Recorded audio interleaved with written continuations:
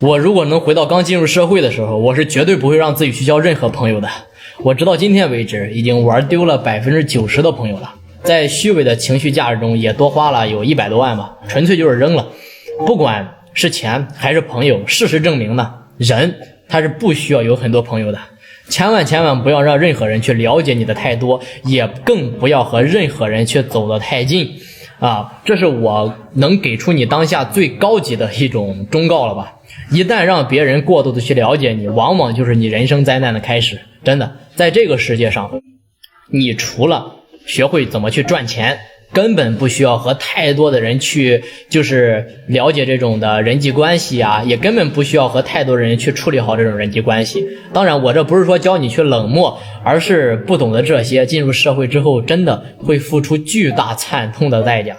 我現在就是勸我自己跟任何人，就是跟你那種无關的人你一句話都不要說，你就记住不是少说，是一個字兒都不要說，只要跟你無關你就不要講話也不要去證明，也不要去回應，也不要去解釋，也不要去辯解，他愛怎麼講怎麼講，跟你的錢沒關係就可以了。這個世界上 99% 的人，他和你就是在這個社會上去創業也好，做生意也好，和你的命運是沒有任何關係的。你不需要去浪費你自己的時間和你自己的精力以及你自己的情緒與別人去就是參與別人的人生，或者說別人活得怎麼樣。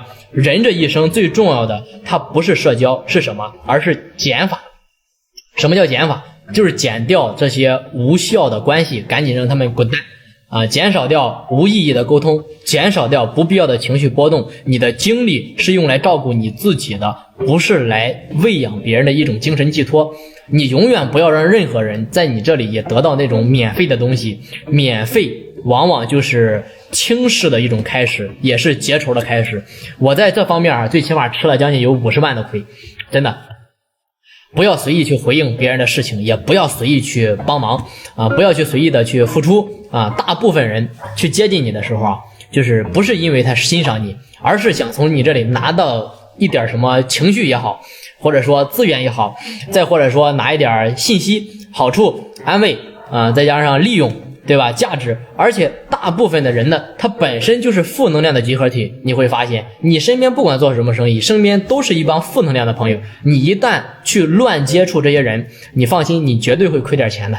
越熟的人你越要少說話這一點很多人就是恰恰他都是做反了，都是相反了。他們對陌生人呢非常謹慎，对吧？但是對熟人呢毫無防備，想講什麼講什麼。結果呢聊着聊着把自己心裡的秘密說出去了，聊着聊着把自己的把柄讓別人記住了，聊着聊着對吧，錢沒了錢都沒了。真正就是傷你的人往往他不是陌生人，而是熟人。熟人作案最可怕，对吧？没事，所以說你自己管住你自己的嘴巴，不要去閒聊，不要去講這些真心話，也不要有情緒的輸出。閒聊是什麼？閒聊就是一種屠宰場你以為你自己是在放鬆嗎？對吧？其實是你在暴露掉你自己所有的問題。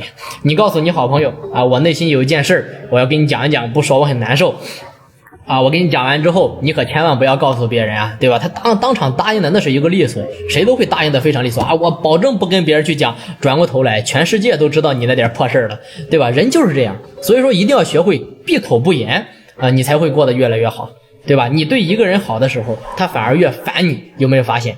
对吧？你很多人其實一輩子都想不通這個問題，你越是對別人掏心掏肺，對吧？我對你什麼都很好，對吧？你越是主動的去付出，你越是為對方去考慮，對方呢反而就是越來越不耐煩，越來越反感，对吧？对方就是這種情況呢到最後呢就是非常的輕視你，甚至蔑視你，藐視你。為什麼？因為你在主動的降低自己在這個社會上存在的價值，在他面前這種價值你自動降低了。你就記住一句非常殘酷而且非常真實的一句話，也是一位老前輩告訴我的：當你不再需要任何情緒價值的時候，你才能夠避開大多数人給你挖好的陷阱和騙你局的那種坑。消耗你的人，利用你的人，本質上都是在投餵你自己的情緒，然後呢慢慢想辦法去榨乾你的血液。你一旦不再需要這些東西的時候，他們甚至連靠近你的機會都沒有了。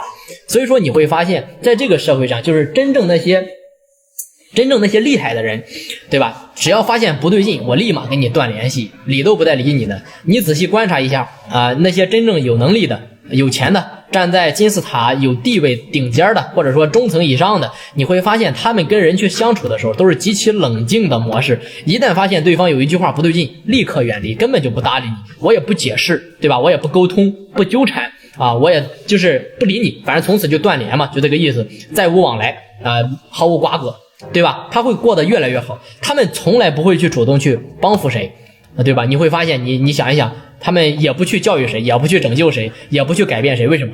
因為他們非常清楚一件事，就是任何試圖改變別人的行為都是對自己生命的每一分的時間進行浪費和害自己，知道嗎？就是因果報應，不要介入他人的因，否則這個果就會嫁接到你身上，見死不救才是真正的頂級思維。話雖難聽，但是實際就是如此，而且非常真實。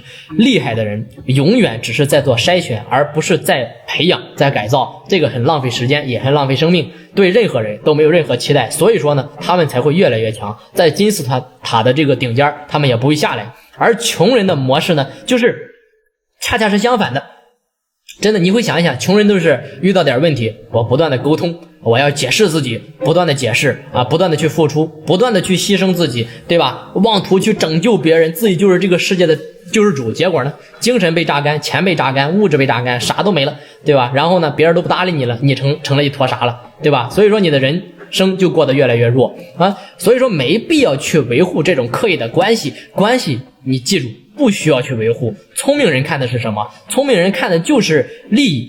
聰明人只要是利益和利益之間相互匹配 ，OK， 那好，有好處自然大家都能夠玩到一起，沒有好處自然就分道揚鑣，對吧？關係從來不是靠討好去維繫的，而是靠價值。你去研究什麼套路，你去琢磨怎麼才能讓別人開心，本質上就是在浪費你自己的精力和時間。就是這個時代，如果說誰還請不起吃這一頓飯，誰還請不起喝一杯酒，對吧？誰還缺你一趟上3樓的錢，對不對？你仔細想一想。所以說不要去亂接觸人也不要對任何人抱有就是對你好的那種期待的感覺吧，也不要有這種感覺。你一定要記住就是期待任何人本質上就是你在自己慢性自殺。其實你期待別人这個理解你，期待別人去善待你，期待別人去為你着想，期待別人和你是同頻的，能夠跟你在一起，對不對？這種期待它的表面上叫什麼？表面上是叫信任，實際上其實就是一種自我的消耗。你越是期待，你越容易失望。生活中往往的事情都是這樣的，你越是投入反而你最被傷的就是最深的那一個我們這一生唯一能有要求的只是對自己有要求就可以了，這個世界上沒有義務就是對你溫柔。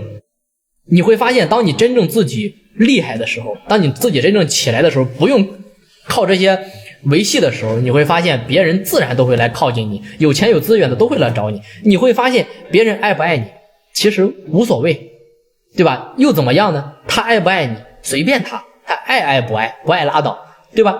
他來不來都無所謂，只有弱者才會把別人看得太重要，對吧？所以說你會發現當你真正自己就是關注自己的人生關注自己，把所有的點都放到自己的身上的時候，享受自己的時候，你的人生才是真正的開始，對吧？不是也要讓你去任何人去了解你的太多，也不是冷漠而是自保，不是封閉是讓你提升自己最高級的一個邊界線，讓別人知道你不是好惹的。所以說當你越來越安靜的時候，越來越克制自己的時候，越來越不对別人進行解釋的時候，你會發現有一股真正的力量才會慢慢的在你身上去成型所以說你的人生就會過得越來越好當然祝屏幕前的你也祝你們越來越好。